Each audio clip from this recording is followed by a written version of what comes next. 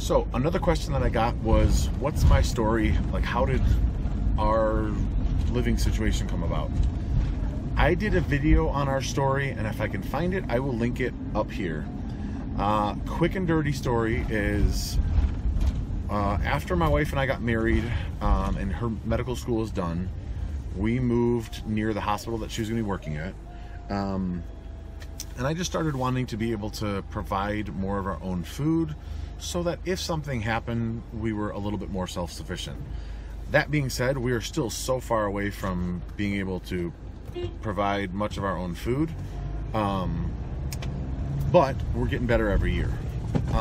So we started with a little garden, mostly deck boxes and stuff, and we lived on a little postage stamp lot. It was 40 feet wide, barely wider than the house and the driveway, and it was like 120 feet deep with a detached garage. And on the back of the garage, I built a 4-foot by 8-foot chicken coop and run. So the run was 4-foot by 8-foot, and then I raised the coop up, so it was a 4-foot by 4-foot coop. And we had 3 chickens, and they gave us enough eggs for our family. At that time, we only had, I think in that house, we had 3 children at most before we moved. Then we moved further west. From there, that was a suburb of Detroit, not far from Detroit at all. Then we moved further west into a very nice house. It was a beautiful house in a golf course community. Honestly, I think I told my mom at one point, I never thought growing up or in our young marriage that we would ever live in a house that nice. Just wasn't something that was on my radar, but it was a great house, beautiful house, nice neighbors, but we couldn't have chickens. We lived in it was a golf course neighborhood, and they were not going to have chickens. I was afraid to even try quail or rabbits. So after living there for 2 years, we started looking for someplace a little bit further west with more space. And the property that we live on now, my parents bought currently probably 13 years ago. And I think at the time my dad had hoped to move out there, but my mom really isn't interested in moving that far away from their current house because that's where her family is and her church is and stuff like that. Totally get it. Anyway, we had been looking for someplace else, and I think early on my parents had said, well, why don't you buy the property from us and, you know, move out there? And for whatever reason, we poo-pooed that idea. And eventually the search went on, and I think we had to pick something up from what we called the farm at that point to take to my parents' cottage on our way out there. And I got back in the car from the barn, and my wife said, why don't we just buy this property? And that's when we started figuring out what we were going to do for a house.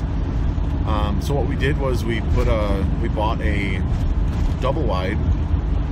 It's almost 2,200 square foot double wide, or 2,300, I forget. It's about as big as they'll go, 16 foot wide each piece, or 15 foot, and then 72 or 74 feet long. Anyways, it was amazing to watch them bring those 2 pieces in and put the house together. So my dad and I ran all the electric, and from the barn we ran the electric and the gas and the water. From the barn we dug a trench, actually had the people who did the septic field dig a trench. We ran all of that, filled it, got all the inspections, and then we moved in. So that's how we got out to there. And before we had actually even moved in, we had bought some sheep because I was interested in spinning yarn. A dear friend of ours has loaned us a spinning wheel, which I have not spent nearly enough time with, but I have spun a little bit of yarn. So I thought, oh, you know, getting sheep would be cool because then I can spin my own yarn with their, you know, wool. Come to find out, I haven't done much with them, with the sheep, so that's why we sold them. But that was our first larger than chicken animal, and as soon as we moved in, we kept those at my brother-in-law's place, Jason from 77 Crossbar Ranch.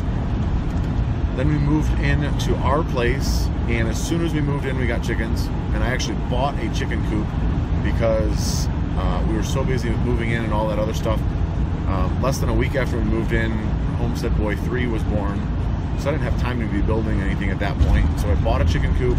We got 10 chickens and started there, and then from there we've gotten ducks and pigs and cows and bees and all that stuff. So that's kind of how we got to where we were. And I love learning, so I will read about anything that interests me and try to figure it out and see if I can do it, and then just kind of jump in. And I've been very blessed to have a couple people around who grew up with animals or know more about animals than I do. One of them is, don't tell him, Jason, my brother-in-law, don't tell him that I rely on him. And then Ruth, my friend who I bought our cow from. So that's kind of our story. If you got any other questions about it, let me know. On to the next question. J-Rag asked me, and his channel is JR Airsoft, I believe. I'll put a link in the description below, or you can look. He had asked why and how I started doing YouTube. So when we lived in our second house, well, not our second house, when we lived in the last house that we had, I decided I wanted to start doing some YouTube videos because I had started my blog at that point, and I figured, well, you know, I can link the videos in my blog, and you know, it's just something else to do. But I did very few videos. The production quality was, still is, very low. But I'd done some videos. I made some fire starters, and I explained the process in my blog, and then I did a video on, you know, how long they lasted and stuff like that. So, but that was very, very little, and I hardly did anything with it. Never had intended to make any money off of it, or, you know, really do much with it. I went to a Mother Earth News Fair in Wisconsin. I think it was either a year and a half ago or 2.5 years ago. I can't remember. It was the last time they had it in Mequon, Wisconsin. And while there, I met Wranglerstar and Jack and his wife, Cody's wife, not Jack's wife. And I actually was able to talk to them. The fair, there was a bunch of people there, but it was not so much that you couldn't like find. So I was actually just walking through. I knew that they were going to be there, but I never expected to be able to talk to the Wranglerstars, because I figured, you know, well, they've got, at the time, I don't know what, 500,000 subscribers or something, you know, like that. But I was walking down one of the paths at this fair, and here comes Cody and Mrs. Wranglerstar and Jack, and I was like, well, I don't want to be one of, you know, those guys who's like, you know, ah, blah, blah, blah, blah. So I just kind of said, as I was walking by, hey guys, love the channel, you know, love what you guys are doing with it, and it was planning on continuing to walk by. Well, Cody was like, oh, thanks, you know, stopped, turned to face me, took off his backpack, and said, you know, do you want, you know, one of the pencils? And I was like, what pencils?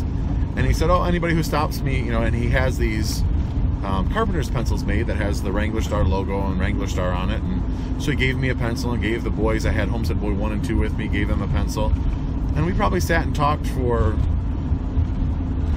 10, 15 minutes. Was just the nicest. They're the nicest people ever. Talked to them for a while. Then I had planned on going to one of their talks, so we went and listened to their talk. And Cody gave a talk on, actually went to a second one of their talks where Cody was giving a talk on kind of restoring old tools and just like using old tools, how the older tools are built to last, and he had pictures and a slideshow and stuff. And I was pretty engaged because my uncle and I had just been talking about a set of chisels that he had from, I think, my great uncle. So we had been talking about that. So I was really interested to hear about these old tools and restoring them and stuff like that. So I was actively listening, watching Cody, making eye contact and stuff like that. And it was funny because afterwards, Cody came over and he's like, hey, I just really want to thank you for your attention. It's really nice to have somebody who's listening, making eye contact and stuff like that. Over the course of the weekend, I spoke with them for probably, I don't know, over an hour over the course. I think I actually sat down and had lunch with them at one point. Jack and my boys actually ran around for most of the fair together. The fair was pretty enclosed, and as long as they were nearby, Jack and my boys and a couple other boys just ran around and played. So seeing that they were making a good deal of their income from YouTube, and this was before he had any of the I don't even think he was represented by a channel representative at that point. They were making a good deal of their income from YouTube. I thought to myself, well, maybe I should start, thinking more about YouTube. So I did. I started making, as soon as I got home, and darn it, if I wouldn't have thought about it more, I probably could have gotten a bigger jump start if my first video had been, hey, look, I'm here hanging out with the Wranglerstars. But as soon as I got home, I started making more videos. I learned how to edit on the fly, and that's how I started, the YouTube channel. So, yeah, it was really, I had started it before the Wranglerstars, but they kind of gave me that jump start to, really consider it as something to do as a side hustle, a side gig to make a little bit of money. So that's how I got started in YouTube.